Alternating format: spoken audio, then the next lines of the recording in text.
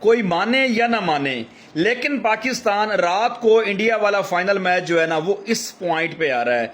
यार पता नहीं, मुझे तो समझ नहीं आई। अगर किसी को आई है तो वो कमेंट्स में बता दे कि मोहम्मद हारिस हमारा जो कीपर है उसने बॉल को पकड़ के तकरीबन मेरे ख्याल में कोई 1 सेकंड या 2 सेकंड तो हाथ में ही रखा है, उसने विकेट को लगाया ही नहीं है। पता नहीं, अब इस लॉजिक की मुझे तो बिल्कुल नहीं समझ आई। किसी और को आई हो तो बता दें।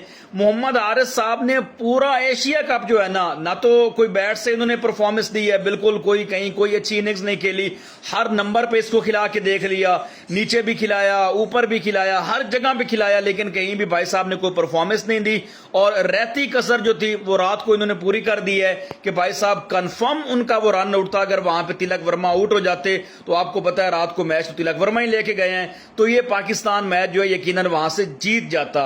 लेकिन बहरहाल ये मोहम्मद हारिस ने बहुत बड़ा ब्लंडर किया है। जाहिर है उन्होंने कोई जानबूझ के तो नहीं किया होगा, लेकिन बहरहाल इसकी समझ नहीं हमें आई लॉजिक कि यार बॉल को पकड़ के कम से कम पूरा 1-2 सेकंड हाथ में रखने का पता नहीं ये क्या लॉजिक थी। विकेट को लगाया ही नहीं भाई साहब ने, और ये वो पॉइंट था जहां से फिर हम लोग जाहिर है मैच जो है वो हमारे हाथ से निकल गया।